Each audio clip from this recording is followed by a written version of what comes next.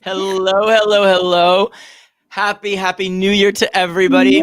And welcome to the Misfit Toys. I want to hear some snaps. I want to see some jazz hands. As always, I have my gorgeous and hilarious co-host, Maria De La Ghetto. And we have the talented, hilarious, and also gorgeous Miss Becca Ward. What's up? That's my friend. That's my friend. I was gonna do this, but I just painted my nails, and I did it before this to practice, and I got nail polish in my hair. This is hot, right? I love. For those of you who are just listening, you got to click the link on your podcast to watch the live feed if you're missing it right now. I want to say a big shout out to Joke Pit, the box office, the comedy box office, for supporting us and being such a great sponsor. Thank you, thank you, thank you.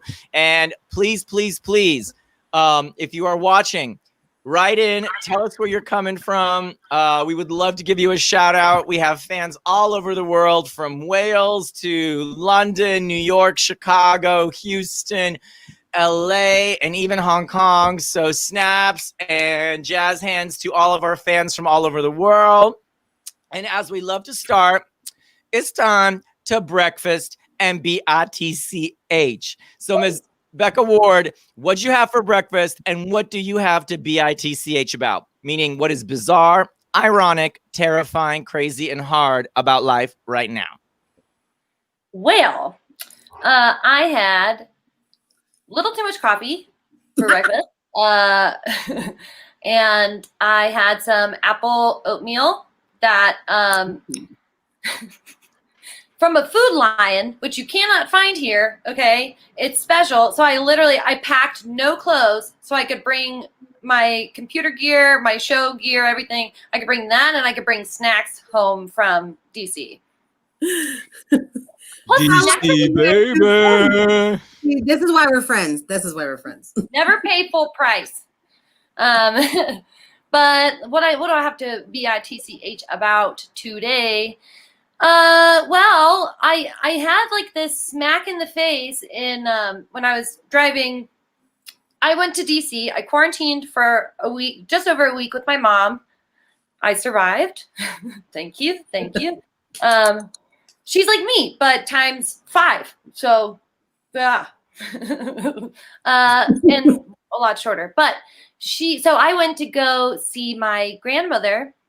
And I stopped at a gas station. She was sick, so I ended up just leaving her soup and salad and a cannoli on her. Cannoli? Cute. Her husband, my grandfather died a couple of years ago, but he's hardcore Italian. And I was like, in my mind, it was a little bit of a dirty joke, which is probably not right to leave for your grandmother. But like, everybody deserves a little cannoli on Christmas. Am I right? Like, thank you. Yes. Give me that white Christmas. But when I was driving down, I stopped at a gas station, and I walked in there, and nobody had a mask on. This is like close to Charlottesville, Virginia, which I know we have some history with. But that is the first time since the pandemic started where I was judged for wearing a mask. I got like the straight up down from like Meth Mouth Mary over there, and I was just like, girl, you could benefit also from this mask. Like no one would know. No one would know. How would they know? No. But it was the reason why it's like terrifying for me or traumatizing me. It's like that is just proof that this is not going to be over anytime soon. So I just need to keep bringing the joy. Yeah. Bringing the joy. Yes. Speaking of joy, I need to give a big shout out to Laurence. Bonjour, ça va? Bonjour. I don't speak Spanish. Spanish. Je t'adore. I don't speak French. Laurence, she is amazing. We love her. She is from this little island near Madagascar. For those French island, for those that question, does anyone know where Madagascar is? Off the coast of Africa. See, you are so smart. Most people are like, isn't that in the Mediterranean? People are like, Madagascar, isn't that near Vanilla? Isn't that on Netflix? Oh, we also have, hey, Kelly Ashworth. Hello. I need Oh, first place on my head when this is over was the UK, baby. yes. So, Maria, ¿qué has comido esta mañana para tu desayuno? What did you eat for breakfast? Okay, see, I do understand a little Spanish. Not so much. My dad made breakfast. He made papa con chorizo, huevo y frijoles y tortilla de maíz. Oh, Yes. I love my. So yeah, it was bomb. I'm fat and full and happy. You know what I'm saying? It's a perfect way to start off the day. I did my little yoga afterwards because I woke up mad. You ever just like wake up mad? Yep. You know what I'm saying? Like you ready to bite a bitch's head off for no reason. You're like, please give me a reason because I really want to fight. So now I'm good. And then, really, what is there to bitch about life? Life is a bitch right now. That's just plain and simple. Life is a bitch. I am dying inside because I'm stuck inside. But, it's the little things that are keeping me going, like my papa con chorizo made from my papa. It's really about, I want a Coca-Cola now. No, what you want is my bee pollen citrus cleanse. Sure. Yeah. Wait, if I'm allergic I to really bees, like health drinks. Like, if you can't see, this is some bee pollen citrus cleanse. I am trying to get myself like. Oh, that's good. But if you're allergic to bees, can you still drink bee pollen? I think if you're allergic to bees, it's fine. I'm going to tell you yes, just so I can hear about what happens. Oh. I think it's just when you get stung by the bee that you go into anaphylactic shock. But don't quote me now. I'm only half Asian. I ain't that damn smart, Hey, Sierra, what's going on, girl? She's cleansing too. Okay, thank you. Thank you for all the help. I just gotta say, these cleanses, I mean, it's great. Like, it's really, I feel like there is some, like, you just feel good because you kind of reset your body. Although other people will disagree. But y'all be angry and bitchy when you do the cleanse. I have a friend, and he was a bartender at the time. And oh my God, every time he went on a cleanse, by the second or third cleanse, when I found out he was on a cleanse, I was like, all right, I'll see you in a week. I wouldn't even come to the bar. I'd be like, you're a bitch on a cleanse. Like, you are not fun. You're a bartender. You're supposed to be fun. And you're not drinking. I'm like, no. Well, I'll be at the end of on the end of the bar with the other bartender. You do you, boo. Where I'm from, a cleanse is just like eating Taco Bell 2 days in a row. That will cleanse you out, girl. Yeah, well. Woo! Let me tell you, ain't nothing. I'm just gonna say it. Chipotle. Oof. Why does Chipotle give everybody bad boo boo? I've had people. Yeah, there's a South Park episode just about that. Yeah. Well, okay, let's clear this up. It's for white people. It was the white people that would go to Chipotle, and because I get the tofu sofrito thing, and it's bomb. You know what I'm saying? But because it's spicy to them, I think is what it is. I'm like, oh my God, if that's listen, if you can eat street meat and not die like the hot dog stands, or like the lady with the tamale cart, like you're gonna be fine. You just need you need to eat more dirt as a kid. Rich white people don't eat that stuff.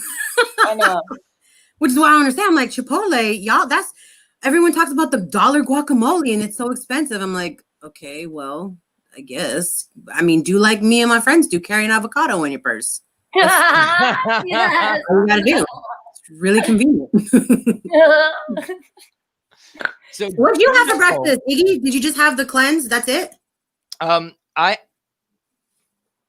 Well, you don't really eat breakfast, right? I had a goat cheese English muffin with a balsamic reduction. Ooh, who made that? So yeah, I'm still eating it now. It's taking me a while. It's 2:00 and I'm still eating my breakfast. Did you know? Side note: Chipotle is started by 2 gay white people. Oh, I did not know that. Who are from Colorado. Yeah, which doesn't make sense as to why white people can't eat it. I don't understand. Dude, Colorado is crunchy central. Like You know, it's just the randomest thing. You're like, wait a minute, how come? But yes. And then what do I have to bitch about? Yes, tell us. Tell us.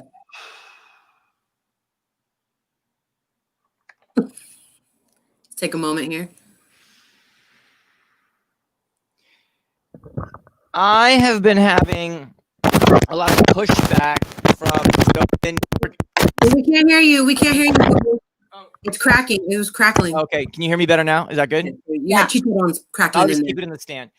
I've been getting a lot of pushback from because we're doing the Misfit Toys Comedy Studio, and a lot of the male comics have been giving me some hate and trolling and being all, and Shocking. I'm so surprised.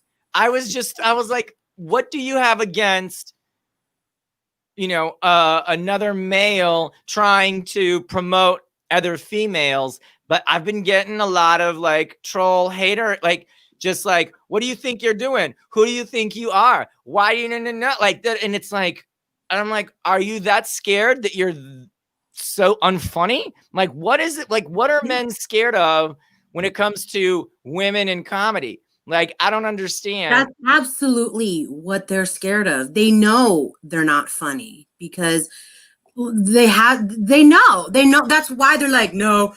There's so many people, especially like on the comedian groups that I follow and I joined. So many men love to be like, oh, this diversity, this, or if you're funny, you're funny. I'm like, no, because I'm in LA and I've been to one too many open mics and shows to know that y'all white boys hook up your white boyfriends even if they're not funny. So don't give me that shit. You know what I'm saying? That's what it is. Y'all scared, as you should be, because y'all are not funny. Straight up. well, I got a hot take for you here. Yes, let's hear it, Beckham. So they think they're being, I'm generalizing. Okay, not always, obviously. I've met my fair share of like awesome homies who empower women, who promote women. But yeah, what's happening is it's now that it's a level playing field, a lot of the cis white middle-aged or like, even like elder millennial dudes, they think that they're being discriminated against because now it's an even playing field for everyone.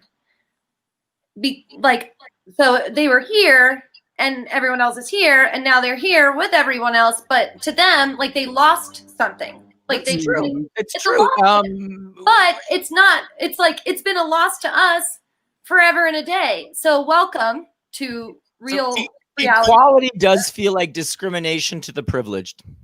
There it is. Ooh, put that on the heartbeat. Equality is discrimination for the privileged. Feels like discrimination. It feels like, and honestly, it is, because they're feeling like, oh, whoa, you're taking something away from me, and they feel like they're losing something. And it's true. When you're up high and we're asking everyone to come down to it, they don't want to come down out the castle. They don't want to come and do that, and so I can see why they get defensive, because they're like, wait a minute, I'm losing. They are. When equality happens, those that have to give up a little to give to those that don't. And so they get, how do you say, defensive. Right. They grab on and they hold on tight because they don't want to let go.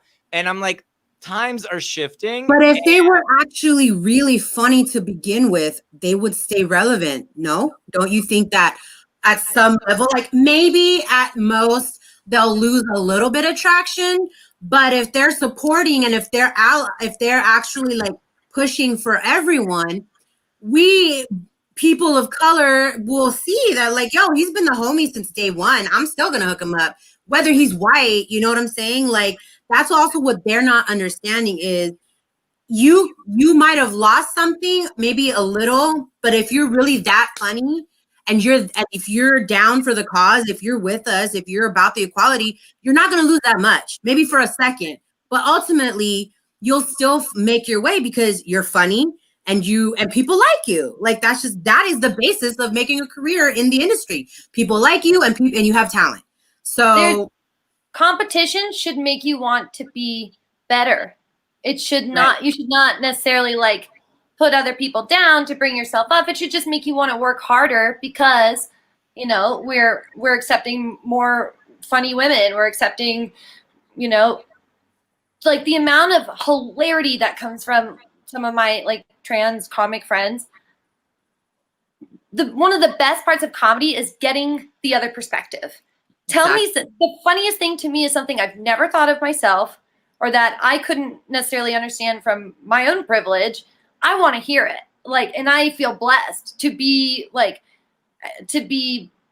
enlightened, you know, like I want to know, because then also maybe I can write a joke better for a different audience. Exactly. So speaking of different perspectives, what was it like growing up in West Virginia? Oh, Lord. So I have 4 brothers and 3 sisters. Whoa. And I had to stop referring to my brothers like, because it was a joke, go figure. But I had to stop referring to them as like the hot one or like the less hot, but like still doable one. Because I'm from West Virginia, because whenever people would walk out of the clubs, they'd be like, oh, that's the girl who fucks her brothers. I didn't want to be that chick. You're like, no, I fuck my cousins. Excuse me. Well, I can't. They're all women. So I could, but like they have all these like parasites, like, which to me is synonymous with children. So like, but growing up, my mom she'd like lock us out for like 12 hours of the day. And well, pound on the door. You're like, Mom, I'm thirsty. She'd be like, drink your spit. You know. So my brothers and I, we would get imaginative. We would drink each other's spit. No, it's just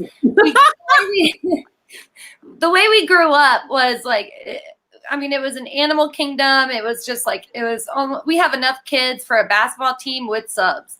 You know, so it's loud. It's crazy. You play in the backyard, you chop up snakes, you throw them at each other's private parts. You know, it's just classic childhood stuff for me. You look like some of us Mexicans, girl. You were one of us. I don't even know what you're talking about. Oh yeah, I grew up raised by an electric fence. Like that was my parameter.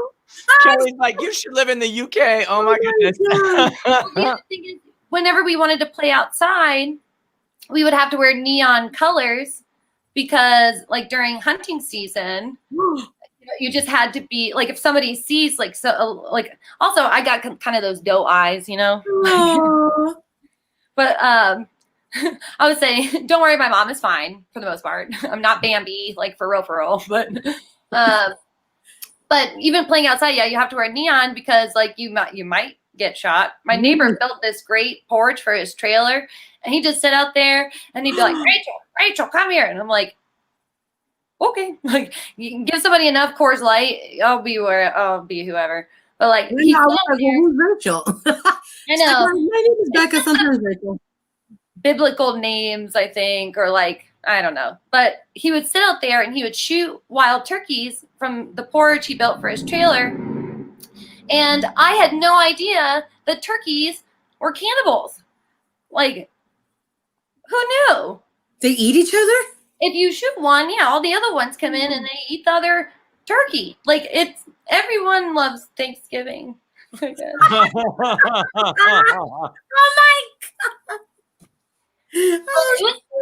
I feel blessed though. I didn't have TV or internet or hummus till I was like probably 15, 16. Oh my God. Same, actually. My mom still says Chipotle. Like, you cannot say sriracha. I don't know. Kelly, over here talking about you've got no chance. I think you are the one who's going to survive because you have to face hunters and your brother's spit and wild cannibal turkeys. I don't think COVID ain't going to do nothing to you. Oh, bring it up. No, don't bring it on. But like, it actually like, I have this weird, I think it's true, but I have this like weird connection with animals. Or it's like they can like feel my vibe or whatever. Like It is the most bizarre thing. If a dog is walking past me, it will like not even look at whoever I'm with, but it will beeline to me. And I'm like, maybe it's because we have a lot in common. Like I also love like balls and hate vacuums and like, like they just know maybe it's my like spirit animal of sorts. But like, oh my god, you ain't seen nothing till you see. One of my favorite memories of my mom was we were driving out of a trailer park somewhere in I grew up in a tiny town called Darksville, West Virginia, and it had 31 houses. Tornado hit, and we were one of 3 houses not condemned. oh my god. So it was just insane. And then that house burned down. Go figure. Oh my god. My mom was like, "It was an accident." You're like, oh my god. you do Wow, smell dude. like Misty Menthol Light 120s while doing laundry. Like, really? It was an accident. For insurance purposes, sure It was was. an accident. It was an accident, bitch. Maria, what's the worst, craziest home accident that you've had to go through? Oof. Oh man. You know what? I don't think I ever like burnt anything down or broke anything like intense. It was always my sister who suffered the blunt force trauma. Oh no.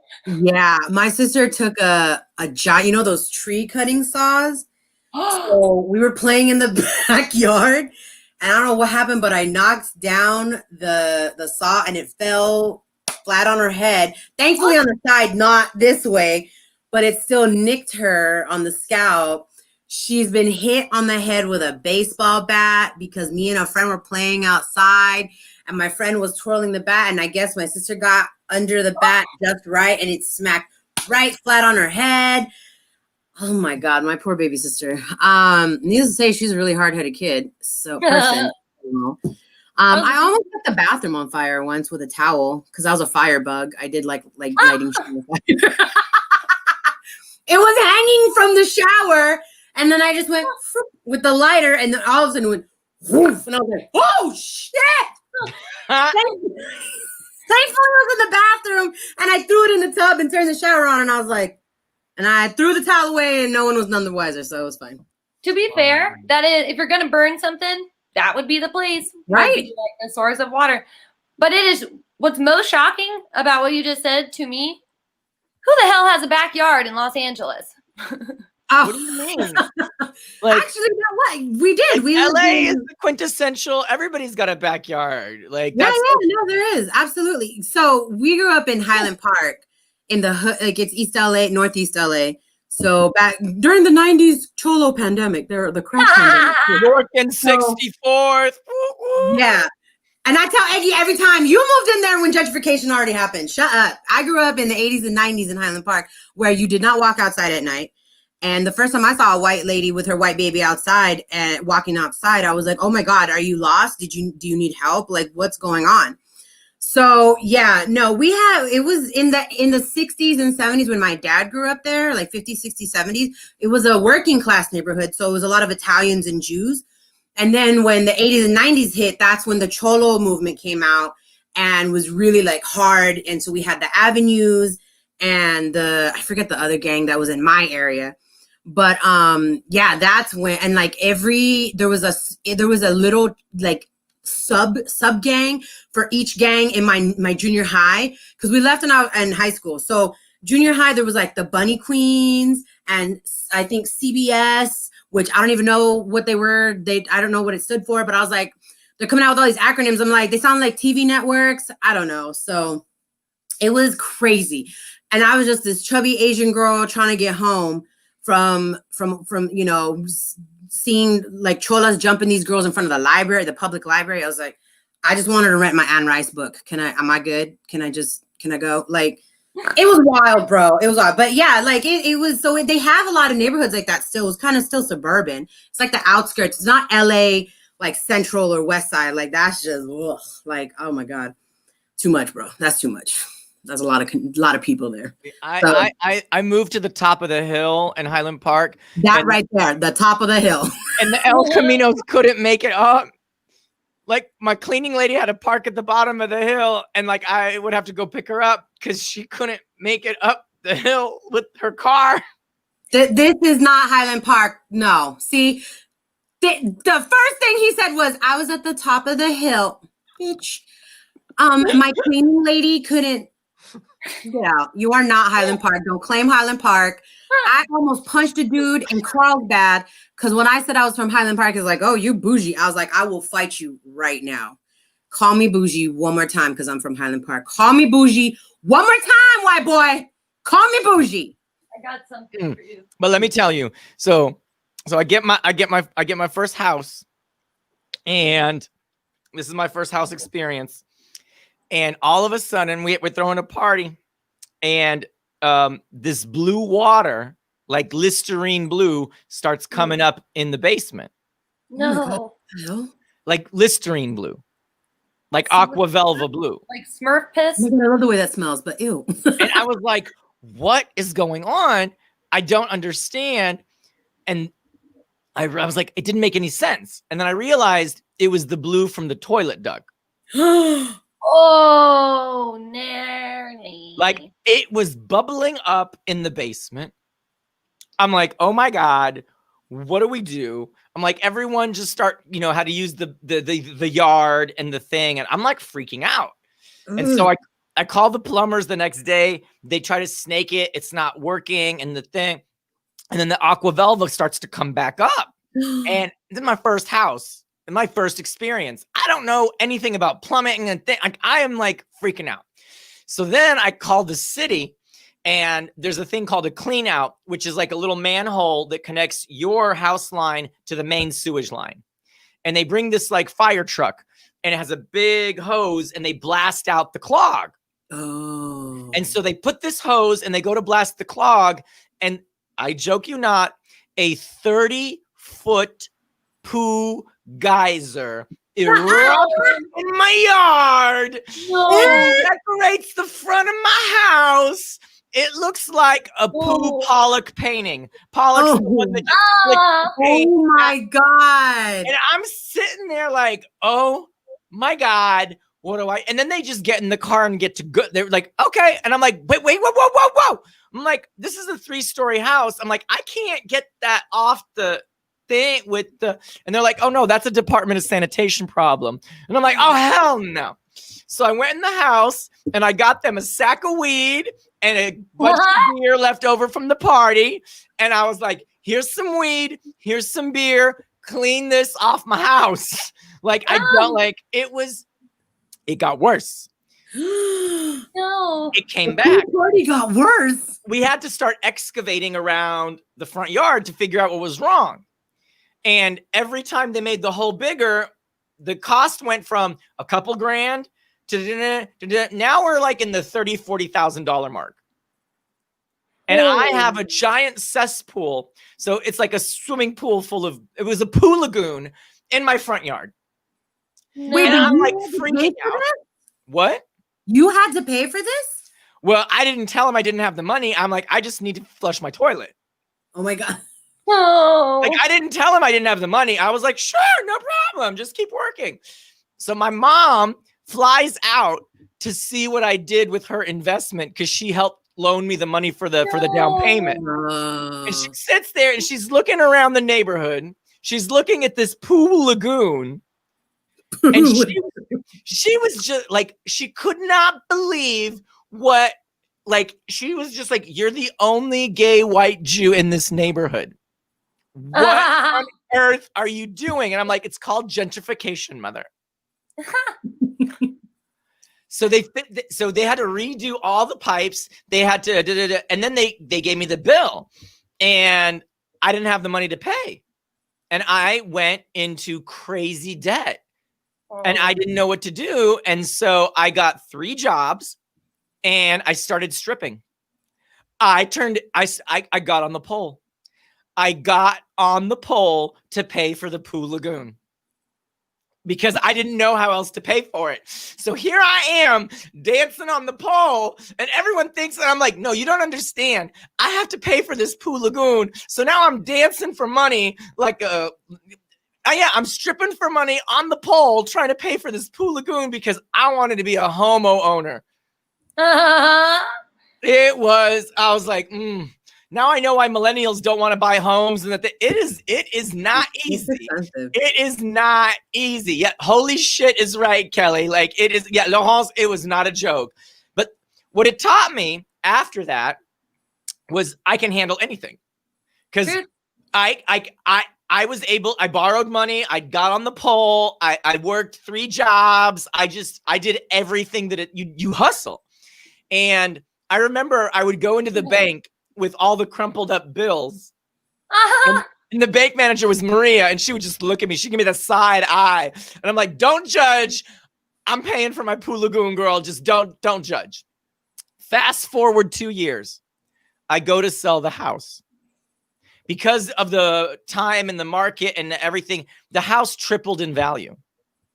Yes. Wow. I went to go deposit the check for the sale of the house, and I go to the bank manager, Maria, and I was like, there's not enough spaces for all the zeros in my check on the deposit slip.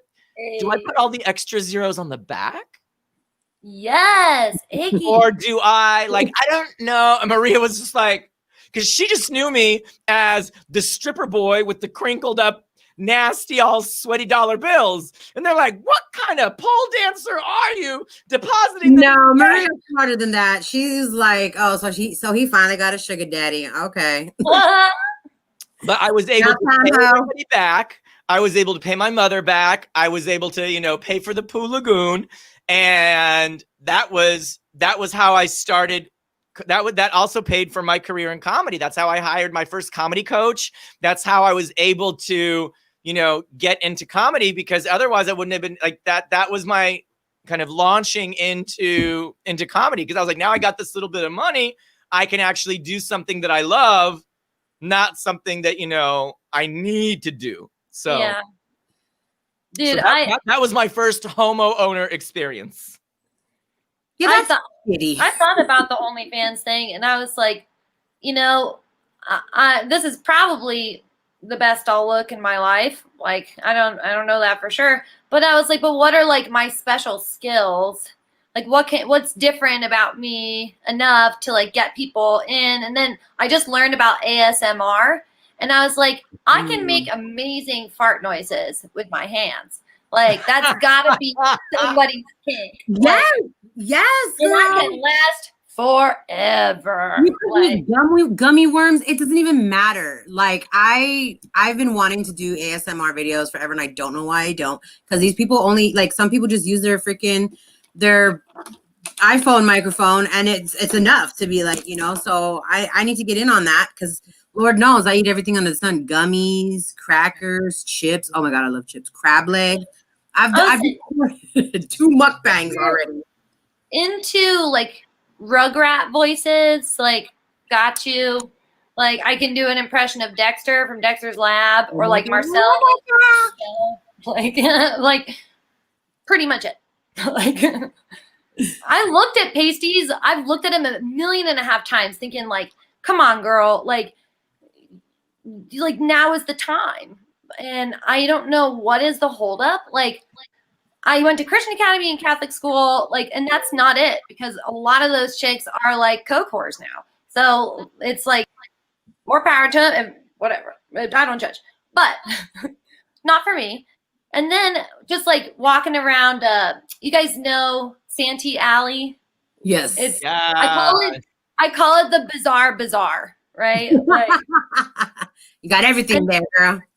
Every time I look at him, I'm like, yes, I'm gonna do it. I'm gonna do it. I'm gonna do it.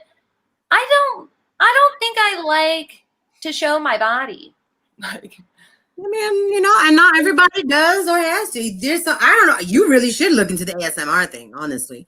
Like, my mom tried to get me to wear little bikinis and stuff. Like, when I don't know what ASMR means, so you got to explain that to me. Oh, I don't know what the acronym is, but it's the eating videos where you just hear people chewing and swallowing and crunching. It doesn't have to be eating.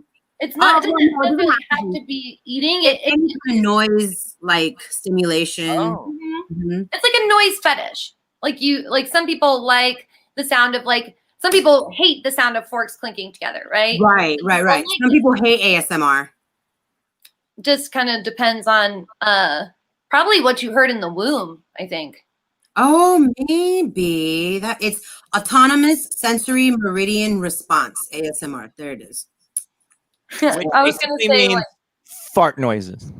audio, sexy. Ooh, that's mouth. what you're into. I like the eating sounds. I like eating when people eat crunchy things or crab legs. Crab legs, seeing it, hearing it. Oh my God, my mouth is watering thinking about it. Ugh.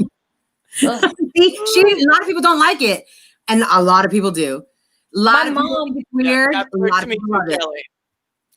Yeah, it's a because I like noises, like certain I guess types of noises. Like I like the sound of rain to put me to sleep. I really like sitar music because it has this something like makes it like it tingles in my brain, like it feels good. Like ASMR to me feels good like in my brain the way someone massaging me physically would. Do you know what it's kind of like the equivalent? I put on the alpha waves. See, I put on those like alpha brain waves. Yeah, they have what I do. certain Now megahertz sounds and stuff. Yeah, same Now thing. I need to put on some chewing, see if that helps. Maybe Yeah, it might. You never know. You never know.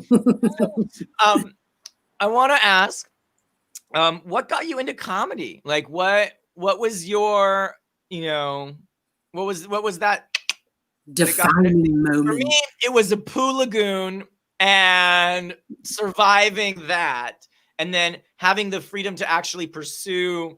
And basically, I was like, I'm gonna turn shit into lemonade and get on stage and tell my story. And that was kind of the impetus for me moving, moving into comedy. What was your impetus for starting a career in comedy?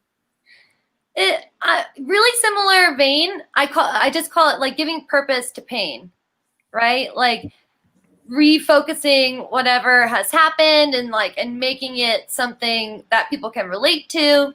But I think my realization was I went to church camp often, but it was music and drama church camp, which my mom's boyfriends would be like, "Wow, you guys going to gay camp?" Like, yeah, with Jesus will be there with us. Oh my God. Yes, Jesus. Oh my God, I love you. But I went to church camp and I did the talent show and I told jokes about Jesus. And I won the Christ-like award, which they're probably regretting now. If anyone from there is like following me now, because I do like a bit of raunchy humor here and there. Just a bit. Just a little bit. Just a little bit. It's shock. I like shock value a whole lot. But it's like I've always been gangly. Like, and I was made fun of a lot for it growing up, but I don't know. It's only popular in LA and like the Catholic Church to look like a 12-year-old boy. You Imagine that. But from then on, it's like then I started doing theater and doing the music and drama camps. And then what would Jesus do? Jesus would probably blush and cry and put himself to bed. But it was just crazy. 7 siblings. Like there was no... there's no quiet. So you have to be louder and louder and escalate and escalate. And it's almost just this built-in kind of like improv troupe of ridiculousness. Because we all have giant imaginations just from not having TV or internet till we were like 15 years, maybe 16 years old. And so, obviously for my older brothers, even longer, go figure, math. But when I got to college, we started an improv team.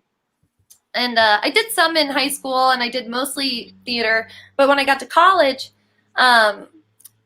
we founded an improv team that now is 10 years running. Everyone who started it obviously is graduated, even the dyslexic ones. And we went up to Del Close Marathon, but that was the very first time in my life doing improv with these kids where I finally felt like I fit in somewhere by being 100% myself. I was so celebrated for being myself. And that was my first experience. And I was like, I kept telling myself, it's not practical. It's not practical. And my mother, love her.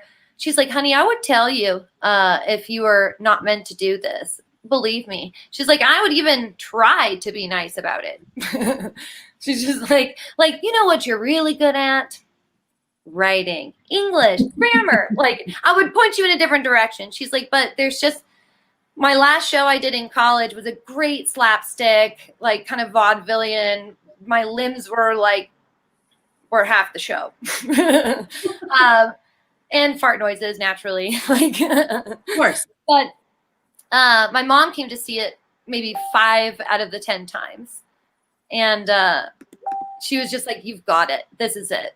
You know, and when I got to San Francisco, same thing. All the techies, you're so different. You're so different. Like, that's what we want. They crave that because they have these like kind of boring, soul-sucking day-to-day jobs. And it's just refreshing to hear somebody with a different perspective and somebody who's been through it in my own way, but still to come out and always find a silver lining, always find the funny in something. Most everything, not everything, but most everything. Laurence, perfect segue. Bless our mothers and our mothers. Time for some monologues. What would you say is the number one thing that you have learned from your mother that you still, remember, use, or would pass on today? What's the piece of advice, the lesson that your mom has instilled in you, has taught you? My mom, I used to get upset, either parent, right? Either like my mom was making me upset or my dad was making me upset because I didn't feel like they understood me, or like they weren't doing something I wanted them to do because they were a bit non-traditional with 8 happy accidents. And my mom, whenever I would get upset about something, she'd be like, go into the bathroom. I'm like, Mama, I don't want to take you to the bathroom, like on the phone. She'd be like, no, just go to the damn bathroom. Go to the bathroom. She's like, pull out a Q-tip. I said, okay. She said, now draw a little smiley face on the top of the Q-tip, flip it over, draw something else, draw a little heart, just like, decorate your Q-tip. I was like, all right. Someone tried crack for the first time today, but okay. I'm assuming first, but and she would say, do you know what Q-tip stands for? And I don't know. And she said, quit taking it personally. Oh. So much of what people go through has nothing to do with you. It can be a projection, it can be venting. It's just like you cannot know someone's intention. You can't assume someone's intention was coming from like malintent, or they were coming from a bad place. It just, especially this past year, that has been the biggest gift to me, is really trying to understand that everyone is going through the same thing. Everyone is struggling. So I am the most patient I've ever been in my life from this past year, just with the people I love, the people I care about. All I want is to be an ally to other people. When I'm having good days, I want to share it, but if people aren't ready to hear it or they can't accept it for the day, it has nothing to do with me. I'll be there when they're ready to receive like any love or joy or laughter or whatever. But like, this has been the year just to like feel your feels, but don't take it personally if, someone takes a couple days to get back to you, if you didn't get the job, if you just never know. And assuming is like, along with the chewing in the ear, which I hate, assuming about other people is also a big pet peeve of mine, because I get that a lot. Like, people think, oh, I know your story, I know this and that. It's like, oh, listen to my type 5 and then tell me that again. I love it. I love it. Love it. Love it. I'm Good putting it one. right now. Quit taking it personally. I love it. I love it. Love it. Love it.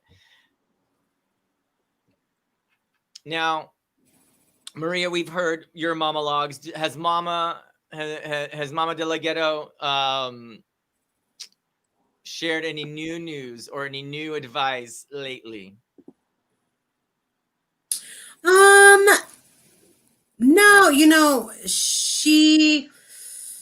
ugh, she's pretty old school. Like we butt heads a lot because of that. But I do appreciate like what I do take from her, especially recently because this past year, maybe last couple years, a lot of her family members have died in the Philippines. So it's been really rough for her. And immigrant Asian moms, that trauma runs so deep, so deep. And I'm always at odds with myself when it comes to her because I understand I have a lot of resentment towards her. So I can't help but get really pissed off on certain things. But when it comes down to it, I always just am reminded by her and just everything else that family is pretty important. And I'm not necessarily like I'm not trying to like be like, oh, no matter what, family is important because there are toxic family, like for sure. And if your family members are toxic, I absolutely think you should cut them off. But for the most part, if it's not that serious and if you're really trying to be understanding, it's really it's good to have your family around to know where you come from. My mom has been telling me a lot of stories of our background and where she grew up in the Philippines and our family history. She knows a lot. It goes far back as her father's grandparents, which is pretty hard because a lot of it our history, I'm not trying to bring the race thing. I'm just saying quickly that a lot of the time ethnic cultures don't have documented history like Western civilization does. Like in Europe and stuff, they don't have it written down. It's all word of mouth. So for her to remember names and where people are from is really amazing. I know my great grandfather, so my grandfather's mother's father, he was from mainland, somewhere in China. They went to China when my great grandmother was a kid, came back to the Philippines, remarried into a different family name. So technically we would have a Chinese last name in the family. So really I've been just learning a lot about my heritage from her and where I come from and the type of person I am and the strength of the women in my family. Yeah. Oh, thank you. Thank you. So I've been learning a lot about just the strength of my family, the women in my family, and just being super grateful that I have parents that I actually can stand to be in the room with, the same house with, you know what I'm saying? So I think ultimately I'm just learning to be more and more grateful and just appreciative about things, So Yeah, what strikes me as so beautiful what you just said is you have humanized your parents. Like right. you don't do that. We're just like, you're my mom, this is the expectation of you. You're my dad, this is the expectation of you. But they're people, they're humans, they make mistakes.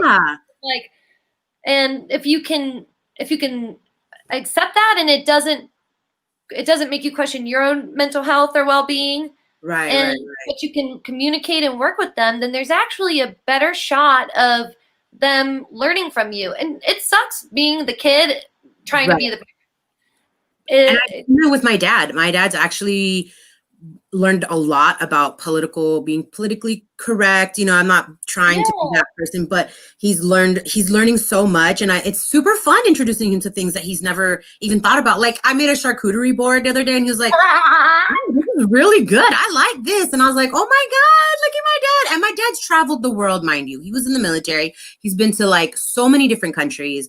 And the fact that I can still introduce new things to him like that and him be excited and happy and to try it really warms my heart so much. Like me and my dad have been bonding a lot, so it's been really fun. I love that. I love it. What about you, Iggy? Talk about how's Mama Nina doing? I've learned to just end everything with "I love you."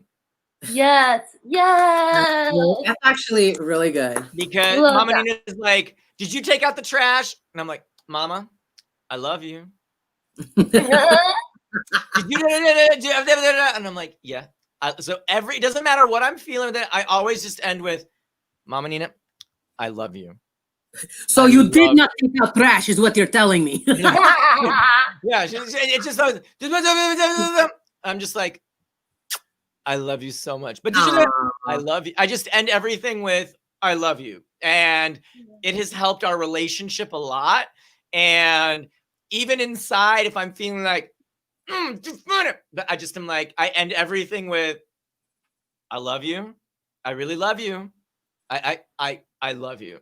And then I escape downstairs. Like I'm like in my room and I'm like, I love you. And then I run downstairs and close the door. If it's too much to handle, because I don't want to, you know, so I just end everything. So that's one thing is like I just end everything with I love you. Even if I'm frustrated or whatever, I never leave the room or leave the conversation without saying I love you. And then we'll revisit it. But I always end with I love you. Oh, that's so sweet. No matter what. No matter what. Your words are very powerful, Iggy. It's like it's a responsibility of the job, in a sense, you know. But it's just saying that alone can like open the door for people not worrying about being judged. Like she can be human, she can be herself because she knows no matter what you do, accept her. Like even if, and also you give yourself then, if you disappear, you give yourself a little bit of space to not react. Right. And once it's out there, it's out there. But don't like perpetuate the problem by, you know, you just need to go and take a breath and collect, and they can respect that. I mean, since your words are so powerful, you want them to, you have to put a lot of thought behind it. Because as smart as you are, Maria, as smart as you are, and I like to sometimes you don't have the mental capacity to think of something in the moment and just say the thing. So my go-to is just I love you, and then let me compose and I'll come back. But I'll just, instead of blurting out something that I'm going to regret, I just blurt out I love you. And I've trained myself to do that. Practice that because you know right now all kinds of mean shit. We're almost out of time. Really quickly, what does success mean to you? To me, success, oh man, I've been thinking about this a lot lately. You know, how can I die happy? Hopefully not soon. I'm not morbid thought, but I just have always craved community, and I have found it in some very funny ways these past few years. But success to me is being respected by your community. And my community are just a lot of talented, like very unique comics. And if they love me for my affability, for my sense of humor, for being particularly eclectic, but if they love me warts and all, you know, like I would die happy just to be respected. Being respected for your craft is important. There's also like, so humor is so subjective that at the very least, if we have a foundation of affability, you know, where they're just like, I just enjoy you. Like I enjoy your energy, enjoy having you around. I may not be your favorite comic. I may not be who you would pick for your lineup when you're booking 20 comics at the Comedy Store. But if I show up and I'm respectful and I always bring thoughtful jokes, it doesn't necessarily matter as much. And that's what I love about comedy, is that it's also about who you are. Yeah. Like that's your brand or whatever. So I would rather like my brand be open, honest, kind, you know, funny, genuine. If I'm like, the funny part is missing for some, I don't take it personally. Definitely. But I want to be respected by the community and for people to like enjoy me, you know? I love it. I love it. Awesome. Well said, my dear. So, before we go, I want to see, do we have any shows coming up? I know that we are doing a New Year's show tonight, Maria and I, on Dat Fan. I'm going to post it in, text this number. It's at 7 p.m. Pacific. It is in the chat. You can get the login information. Just make sure that your camera is stable and that you will be able to sit still without baking, having a divorce, or taking your cat while you're watching the show. Just got to say that right now. Yes. And this Saturday, I am hosting with the Misfit Toys Comedy Studio a 3-hour comedy intensive that is really about building a foundation in comedy. And I've been in this game for 20 years. I've studied with the best comedy coaches in the world. I've performed with some of the most famous comedians, the Comedy Store, from Laugh Factory, Improv, Caroline's in New York, you name it. And for me, success is being able to share that and to really promote unique voices, and specifically female voices in comedy. So I would love for you to join. Maria and I have been studying together for a while, and we have a great time. We have so much fun. The community that we build with the Misfit Toys is super strong. And so yeah, I'm going to drop the Eventbrite link in the posts. Did you have any? I know, Becca, you had some questions about either the Misfit Toys studio or the event. So please. I was curious. This is going to sound horrible, but just like, is there any type of bartering I can do with you to work with you? I am in that broke comic spot. I furloughed. I was just wondering if there's like I really want. There's a discount code for those that have performed with Dat Fan or who are currently performing for the workshop this Saturday. We also do a work study program with comedians because I really want to make this available to all. So yes, if money is tight right now and it is, COVID, reach out to me and let's talk about, doing a work study exchange and doing a barter system, because, we are moving towards, I'm all about goats and chickens, meaning it's like, I have a goat, you got some chickens. Instead of me trying to sell my goat to get the money to then give you the money for the chicken, how about I give you a goat and you give me a couple chickens? So yeah.